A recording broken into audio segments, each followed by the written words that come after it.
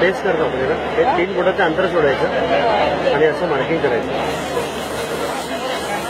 बरं मार्किंग आलं ते मार्किंग खाली आलं. मार्किंग यासाठी केलं आहे की या गोलाच्या आतमध्ये 3 रंग टाकायचे. पहिला रंग त्या मार्किंगवर टाकला.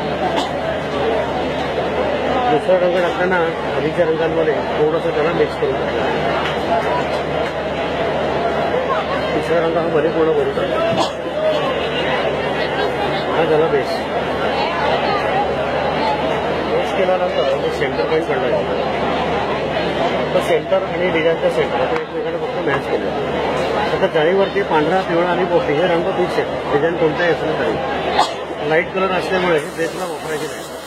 सुरुवातीला हिरवा रंग मी बाहेर फिरवला. त्याच्याखाली पिवळा रंग आधीच्या रंगांमध्ये थोडंसं ओव्हरलॅप करून फिरवलं. तसंच पांढरा पण पिवळ्यामध्ये ओव्हरलॅप करून फिरवलं. आता शेवटी पिवळा रंग पांढऱ्यात मिक्स करायचा आणि डिझाईन हळूहळू हे पूर्ण करायचं. ठीक आहे.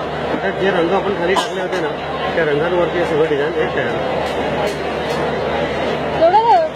ही पूर्ण प्रोसेस यात दिलेली आहे.